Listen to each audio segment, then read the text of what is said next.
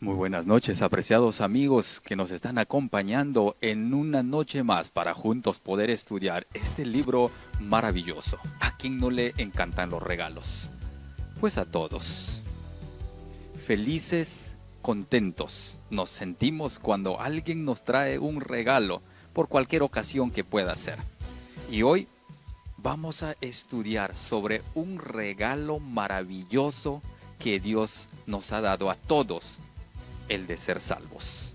Salvos por gracia, pues la salvación es un don de Dios, es una dádiva, es un regalo. Hoy lo vamos a estudiar y saludamos a cada uno de nuestros amigos, amigas que nos están acompañando. Gracias por estar una noche más con nosotros y también a ti que nos estás acompañando a través de las redes sociales. ¿Cuál es el tema de hoy? Lo que Jesús enseñó sobre la salvación. ¿Quién no quiere salvarse? Pues todos, ¿verdad? Sin embargo, no es posible cuando tú no lo quieres. No importa cuánto Dios quiera salvarte, si es que tú no lo deseas, por poder que tenga, Él no puede hacer nada. El curso a desarrollar cada noche, enseñanzas de Jesús. ¿Te gustaría tenerlo en casa? ¿Te gustaría tener el físico de este curso, enseñanzas de Jesús? En esta transmisión encontrarás el número al que tú puedas solicitar y en la comodidad de tu hogar te llegará totalmente gratis, como regalo, como una dádiva, así como es la salvación por parte de Dios para su creación. La salvación, ¿por qué se tuvo que dar? En un ambiente santo, en un ambiente donde Dios creó al ser humano para ser inmortal. Vamos a conocer entonces un poco sobre qué es lo que sucedió, por qué se tuvo que dar el plan de salvación. Miren, amigas que nos están acompañando, así fue al principio, la semana de la creación. Dios creó al hombre el sexto día de la semana, pues la Biblia dice que lo formó del polvo, sopló en su aliento de vida y fue el hombre un ser viviente. ¿Había pecado? No lo había. ¿Había muerte? Tampoco lo había, porque Dios había creado al ser humano, le había creado al hombre a imagen y semejanza suya, con la capacidad de tomar sus propias decisiones, y lo había creado santo. El pecado es un intruso que entra a la vida del ser humano por elección propia. El ser humano lo decidió así. El ser humano eligió morir por la desobediencia, pues en ese ambiente santo no existía el pecado. Y luego en el mismo sexto día la Biblia nos dice que hizo caer sueño profundo en el varón, sacó una de sus costillas e hizo a la mujer. Y una vez que hizo a la mujer, le trajo al varón y Dios celebró el primer matrimonio. Pues Dios instituyó el matrimonio y no hay forma, no hay manera de intentar ser felices en nuestro matrimonio si el que lo diseñó, el que lo creó, no forma parte de nuestras vidas. No importa cuánto nos amemos. Elena Harmon de Huay habla acerca de esto. No importa cuánto amor haya en dos parejas o en una pareja, si es que Dios no forma parte de esa familia, tarde o temprano se va a acabar, se va a romper. Y en este ambiente maravilloso, donde Dios había colocado a un varón y a una mujer, a una familia, ellos podían disfrutar, pasear por todos los lugares, disfrutar de todos los árboles. Y como no había pecado, pues el león o los animales salvajes que ahora conocemos, para ese tiempo no eran salvajes, pues podían acercarse tanto los animales a estos, al ser humano y el ser humano a estos animales. ¿Cómo nos encantaría tener de mascota a un león? ¿No le gustaría? Pero si ahora le llevamos de mascota, terminamos de alimento para estos, ¿verdad? No es posible, justamente por el tema del pecado. En ese ambiente tan maravilloso, tan bonito, Dios colocó como evidencia de la libertad que se les otorgó, colocó una prueba, el árbol del conocimiento del bien y del mal, que algunos dicen una manzana, pero la Biblia no especifica que sea una manzana, solamente dice un fruto prohibido. Evidencia de la libertad que se le otorgó. Pues Dios le dijo, de todos los árboles que he creado, los he creado para que ustedes se puedan alimentar. Pero este en especial, uno entre miles, este no lo puedes tocar. No lo puedes ni siquiera mirar. Porque el día que lo mires, el día que lo tocas y el día que lo comas, vas a morir. ¿Se ha dado cuenta que cuando alguien nos prohíbe, nos llama más la atención? La curiosidad. Y de ahí pues salió el famoso refrán, la curiosidad mató al gato, ¿verdad? Cuando nos prohíben algo, más nosotros buscamos, ¿qué cosa? Conocerlo, tocarlo, palparlo, investigarlo. Al bebé que anda con el pequeño clavo buscando los enchufes de la luz. Y uno le dice, no lo hagas, no lo hagas. Y él, un poco que uno se descuida, el niño, y una vez que le pasó la corriente, ahora recién aprende que el por qué el papá le dijo que no lo hiciera. Nosotros, los seres humanos, aprendemos más cuando sentimos el dolor, que no debería ser así, pero así somos. En ese ambiente santo,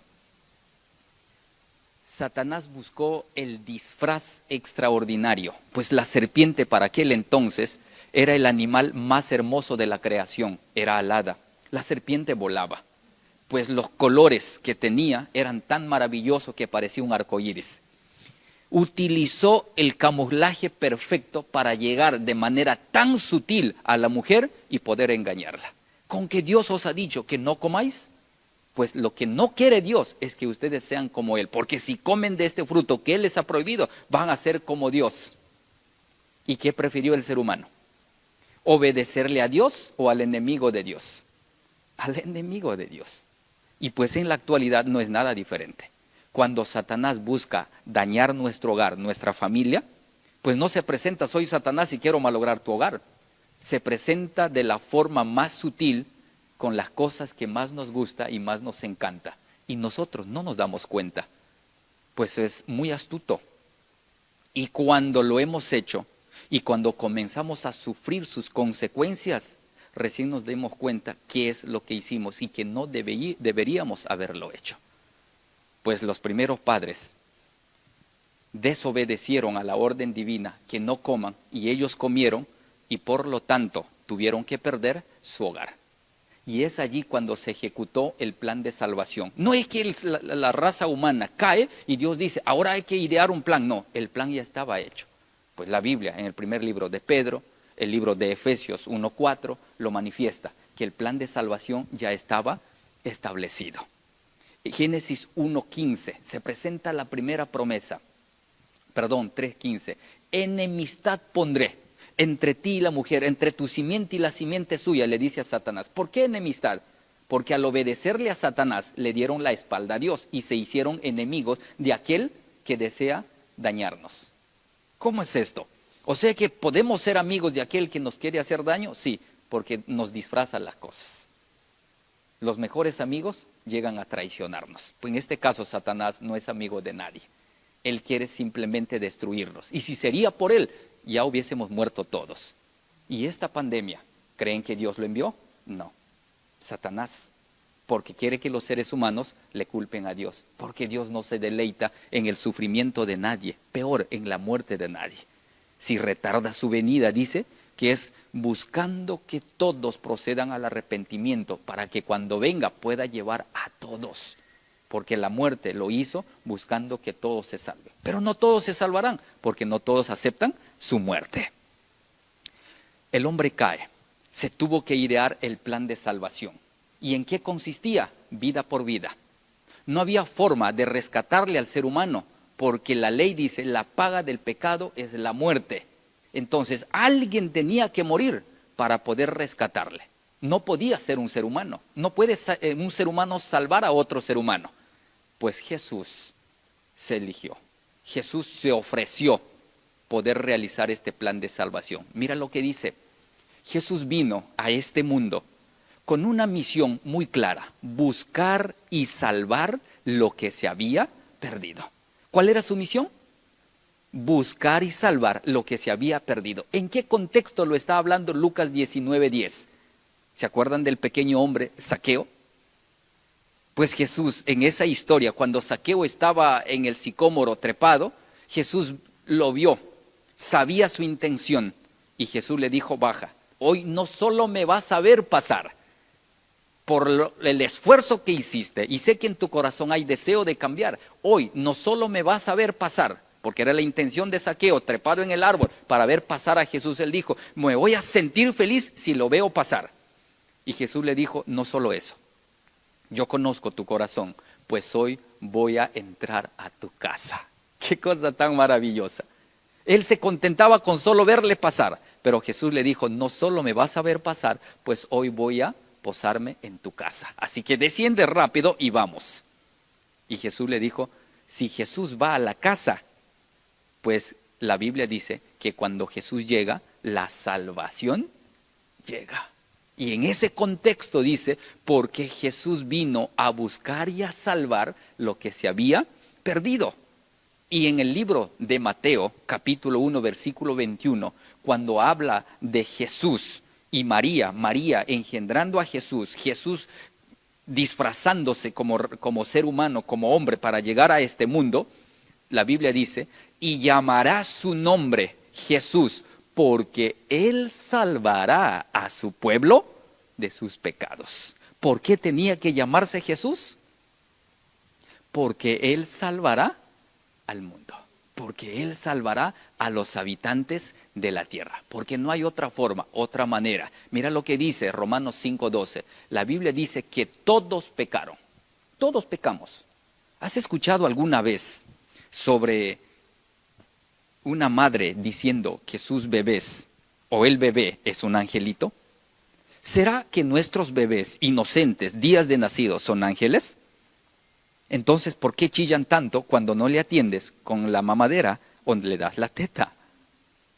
¿Qué es lo que está intentando decir el bebé? Tienes que atenderme y si no me atiendes no voy a parar de llorar, no voy a parar de gritar.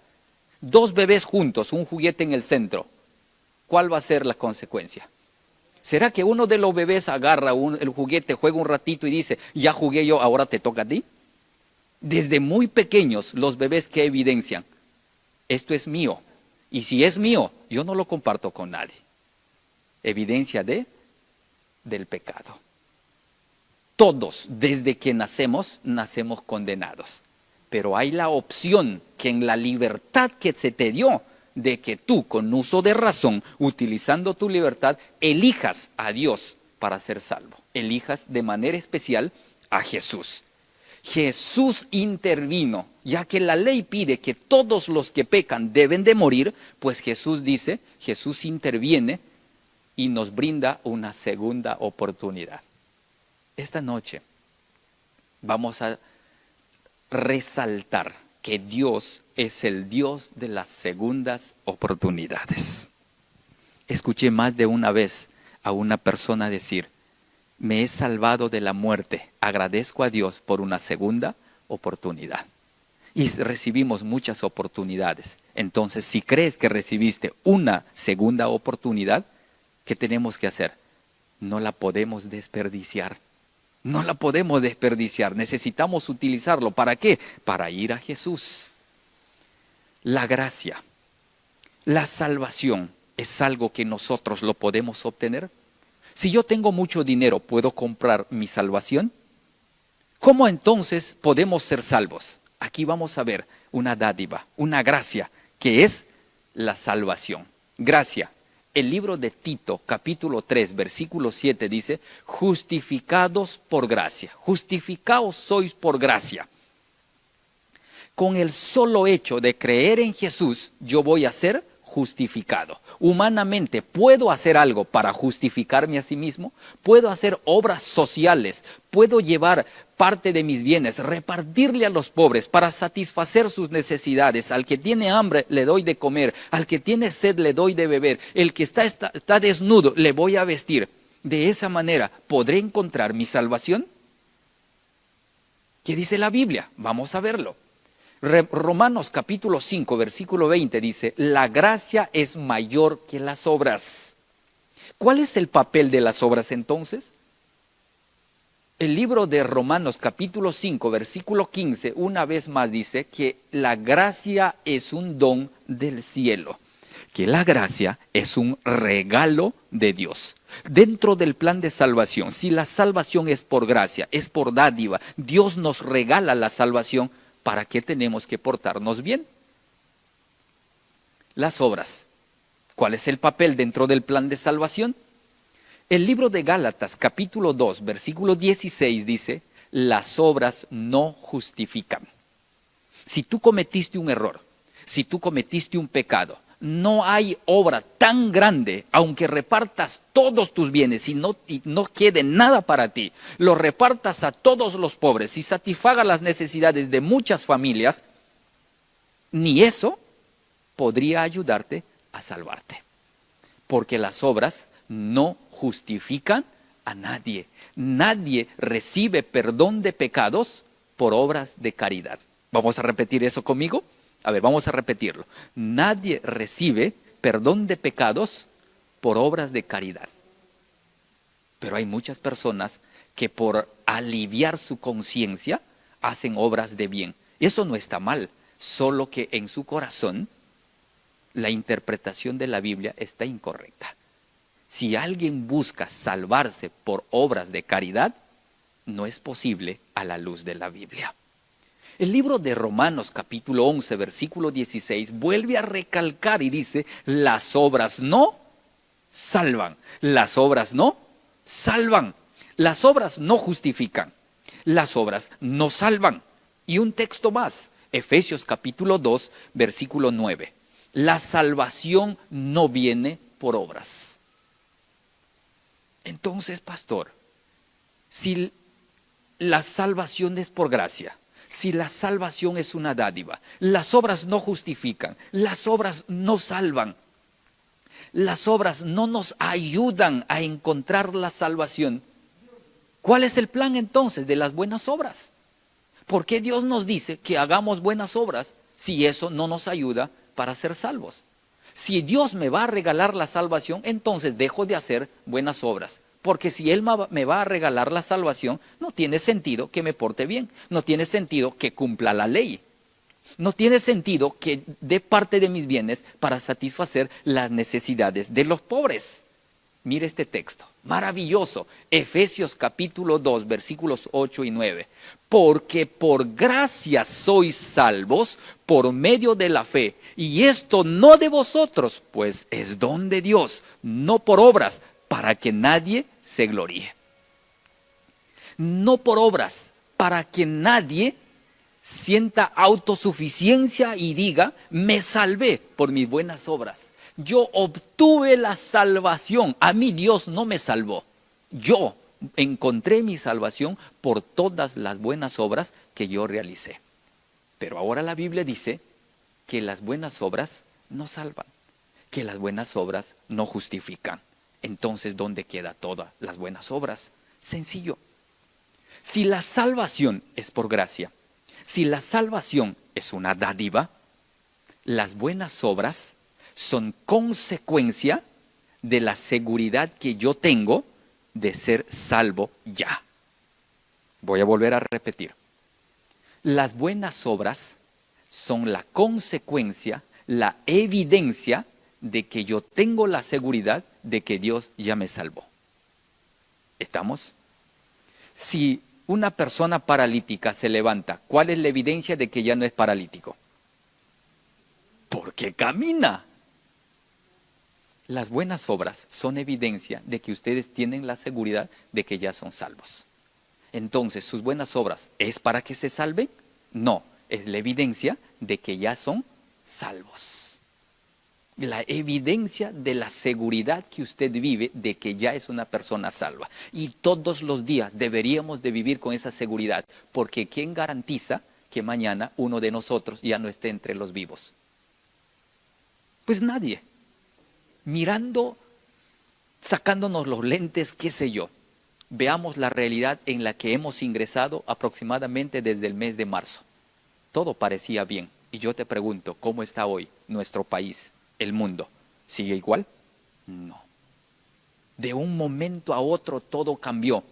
¿Y volveremos a ser iguales como antes de la pandemia? Tal vez ya no. Tal vez no. Pero de esta pandemia hay muchas cosas que rescatar y cosas buenas. Porque sabes, esto no viene de parte de Dios, viene de parte del enemigo de Dios, que le encanta cuando el ser humano sufre. Pero Dios es experto en convertir las maldiciones de Satanás en bendiciones para sus hijos. ¿Podemos decir un amén? Voy a volver a repetir. Dios es experto en convertir las maldiciones de Satanás en grandes bendiciones para sus hijos. Ese es el Dios que tenemos. Dios es experto en enderezar los caminos torcidos. Y me voy a atrever a decir algo más. Cuando un día pases por dificultades y momentos tan difíciles que crees que no tienes solución, recuerda que algo muy bueno está por llegar a tu vida. Porque las cosas malas que Satanás quiere que pases, que sufras y que a veces hasta seres queridos mueran, cuando pase el tiempo vas a entender cómo Dios esas cosas malas las convierte en lindas bendiciones en tu vida. Ahora, analizando este momento, nada sucede de casualidad. Yo te pregunto, si no estaríamos pasando por la pandemia, si Perú, si el mundo no hubiese conocido esta pandemia, ¿tú estarías esta noche aquí estudiando la Biblia? Tal vez no. Es posible que no. Porque esta pandemia ha sensibilizado el corazón de muchas personas porque se dio cuenta que la vida es sencillamente como las nubes. De un momento a otro desaparece. Así somos, desaparecemos. Pero si un día nos toca morir, como algunos de nuestros seres queridos murieron y por los que hemos llorado, recordemos que solamente se adelantaron. En la estadística de la muerte, de 100 personas, 100 mueren. Solo que algunos se van primero que otros. Si algún familiar tuyo se adelantó, simplemente tú luego le vas a seguir. No sé cuándo, no sé cómo, no sé cuántos años, pero de que todos vamos a morir, todos lo vamos a hacer, de más viejos o qué sé yo. Pero todos vamos a pasar por ese terrible momento. ¿Quién quiere morir? Nadie. Por enfermo que estemos, nos aferramos a la vida. Ese es un tema que también lo veremos más adelante. Porque por gracia sois salvos por medio de la fe. Y esto no de vosotros, no de nosotros, pues es don de Dios. No por obras, para que nadie se jacte, para que nadie se gloríe. Escuché que en el Antiguo Testamento la gente vivía bajo la gracia y que en el Nuevo Testamento vivían bajo la ley y ahora bajo la gracia. ¿Será cierto? ¿Será que nuestros antepasados, los patriarcas, vivían bajo la ley y que ahora vivimos bajo la gracia y que no hay necesidad de cumplir la ley? ¿Será que la ley fue clavada en la cruz y ya no más nosotros lo debemos de cumplir? En el Antiguo Testamento también encontramos la gracia. Mira, Noé, según el libro de Génesis capítulo 6 versículo 8 dice, Noé halló gracia delante de Dios. Noé creía en que Jesús llegaría a esta tierra, sí creía. Y nosotros tenemos el privilegio de saber que lo que Noé creyó de que iba a venir, nosotros sabemos de que vino. Porque tenemos un Nuevo Testamento que lo afirma. David, el rey David, ¿quién no conoce al rey David? Por las obras que hizo y por algunas obras pésimas también. David clamó por gracia salvadora. Sabía que solamente por gracia somos salvos.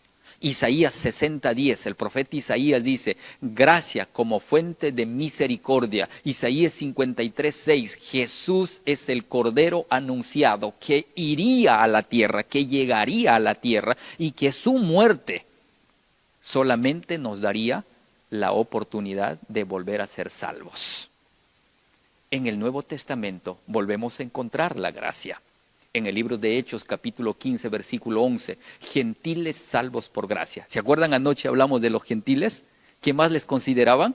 Inmundos. ¿Se acuerdan del lienzo? ¿Estaba hablando de alimento? No, estaba hablando de personas, estaba hablando de los gentiles. La gracia es un don de Dios. Efesios capítulo 2, versículo 8. La gracia desborda en misericordia. Cuando nosotros cometemos errores, lo único que tenemos que hacer es arrepentirnos. Tu pecado no le puedes confesar a otro ser humano como tú, porque no puede perdonarte, porque no puede salvarte. Al contrario, la Biblia dice, confesaos pues vuestros pecados, porque Dios es fiel y justo para perdonarte. ¿Hay algún pecado que no se perdone? Ninguno, si se confiesa. ¿Y a quién tenemos que confesarle? ¿Al padrecito, al sacerdote, al pastor? ¿A quién tenemos que confesarle? A Dios. Y hay pecados que ni siquiera nuestros seres queridos lo saben, y hay muchos dolores en nuestra conciencia por errores cometidos que nadie lo sabe y solo tú lo sabes, y a veces te ahoga, te despiertas de madrugada y lágrimas corren por tus mejillas. Pero esta noche quiero decirte algo. Si ya le contaste a Dios, recuerda que ya te perdonó, ahora tienes que perdonarte tú misma. Él ya te perdonó. Si ya te confesaste, ya te perdonó.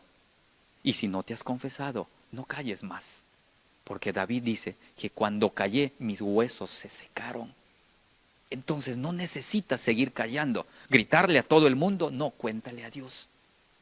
Cuéntale tus secretos, porque cuando tú lo cuentas, tú lo sacas, te ayudará a ti personalmente. Y si ya lo confesaste, ten la seguridad que ya te perdonó. ¿Estamos? ¿Qué pasos debo de dar yo para encontrar la salvación?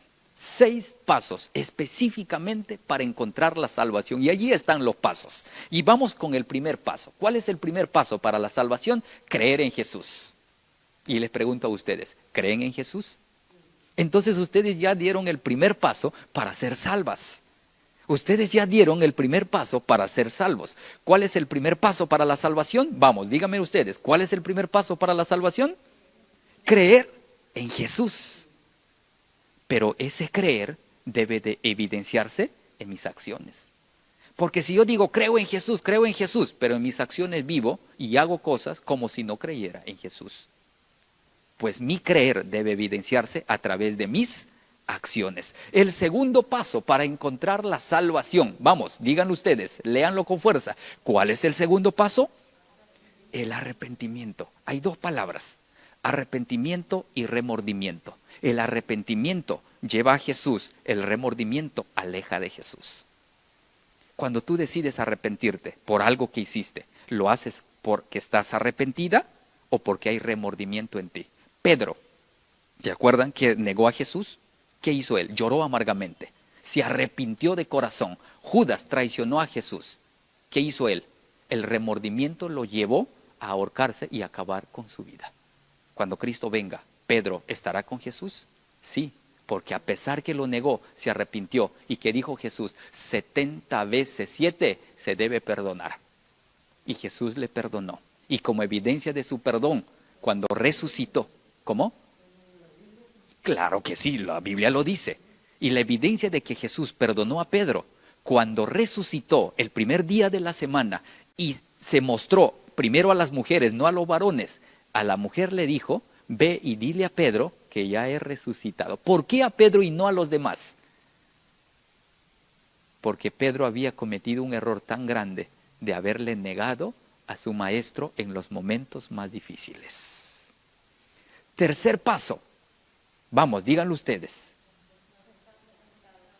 Confesar los pecados. ¿Es suficiente arrepentirse? ¿Cuál es la evidencia del arrepentimiento? ¿A quién le vamos a confesar nuestros pecados? A Jesús, porque es el único que puede perdonarnos. ¿Le vamos a confesar a otros hombres porque tienen un título de pastor, de sacerdote? No. El que tiene que perdonar nuestros pecados es Jesús y a Él hay que confesarnos. El cuarto paso, ¿cuál es? Vamos, ustedes díganlo. ¿Cuál es el cuarto paso? Guardar los mandamientos, porque Jesús dijo, si me amáis, si dices creer en mí, tienes que guardar los mandamientos. Porque la evidencia de que creemos en Jesús, la evidencia de que amamos a Jesús, es guardar los mandamientos. ¿Es suficiente creer? ¿Cuál es la evidencia? Guardar sus mandamientos. Vamos con el quinto paso. ¿Qué dice? ¿Se acuerdan la historia de Nicodemo? Cuando fue a Jesús y le dijo, ¿qué puedo hacer para heredar el reino de los cielos? Jesús, ¿qué le dijo? Sé que guardas la ley, sé que eres un hombre bueno, pero una cosa te falta, nacer de nuevo. ¿Se acuerdan que mencionamos de los bebés que cuando nacen, desde sus primeros días, son malos por naturaleza? Hay egoísmo en su corazón a pesar que son pequeñitos. Entonces, ¿qué tienen que hacer? El segundo nacimiento. ¿Para qué el segundo nacimiento? ¿En qué consiste el segundo nacimiento? Entrar bajo el agua, que es el bautismo por inmersión. Cuando uno entra bajo el agua, es como Jesús en la tumba. Y cuando uno sale del agua, porque entre ese espacio corto de segundos de entrar en el agua y de salir, ¿alguien respira bajo el agua? No. ¿Y qué es la muerte? Dejar de respirar. Que ya lo vamos a ver en un tema más adelante. Entonces, frente a esta realidad, el quinto paso es aceptar la muerte de Jesús en nuestro lugar a través del bautismo. ¿Y por qué lo tengo que hacer? Porque Jesús mismo, sin necesitarlo, lo hizo para dejarnos un ejemplo, para dejarnos un legado. El sexto paso, vamos, ¿cuál es el sexto paso? Ser perseverante. No hay forma de decir una vez salvos y salvos por siempre, como muchos predican esta teología. Basta creer en Jesús y para de ahí para adelante no importa lo que hagas porque ya te salvaste. No. La perseverancia. Y vamos terminando. Antes de que el ser humano pecase, Dios había establecido un plan de salvación. Efesios 1:4, Primera de Pedro 1:20. Jesús vendría al mundo a morir en nuestro lugar. Juan 3:16. Porque de tal manera amó Dios al mundo que dio su Hijo unigénito para que todo aquel quien Él crea no se pierda, mas tenga vida eterna. Eso es lo que Jesús quiere regalarte. Que vivas con Él en un ambiente, así como fue antes del pecado, volverá a ser. Los animales salvajes, que es producto del pecado, se acabará. Volveremos a jugar con los animales salvajes a los que ahora los tenemos miedo. Llegará el momento que no más serán salvajes, porque ellos no fueron creados salvajes.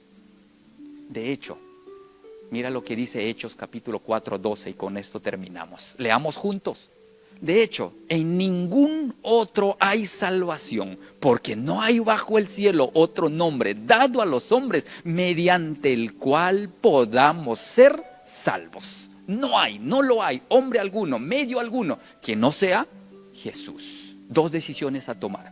Número 1, ahora que comprendí el maravilloso plan de salvación, deseo confiar únicamente en los méritos de Cristo para ser salvos. ¿Podemos ser salvos por obras? No, porque la salvación es una dádiva, un regalo. ¿A través de quién podemos encontrar salvación? A través de Jesús. Y última decisión, decido desde hoy que habite Él en mi corazón, producir frutos de arrepentimiento y así glorificar el nombre de Jesús. De ahora en adelante, ¿vas a tener buenas obras? Sí. ¿Para buscar salvación? No. Porque las buenas obras son evidencia de que llevo la seguridad de que Jesús es mi Salvador y ya me salvó. ¿Lo decides tú también que nos acompañas en las redes sociales? Si tienes ese deseo en tu corazón de convertir a Jesús, el único en tu vida, y de aceptar su salvación porque es una dádiva y solo Él puede salvarte, entonces hoy permite que a través de su Espíritu visite tu hogar, visite tu vida, visite tu corazón y te conviertas en una nueva criatura. Inclina la cabeza y vamos a orar. Amado Padre, gracias por una lección más. Gracias porque nos has permitido abrir tu palabra y a través de este mensaje nos has hecho recordar que tenemos que tener buenas obras, no buscando salvación, porque la salvación solo tú lo puedes dar, porque es un don del cielo, porque es un regalo, porque es una dádiva. Y estamos aquí porque queremos que tú nos salves y permite de aquí para adelante poder glorificar tu santo y bendito nombre. En el nombre de Jesús, amén. Agradecemos a cada uno de ustedes que nos estuvieron acompañando. No olvides, el día de mañana tenemos una cita más en este mismo horario. Dios te bendiga. Un abrazo.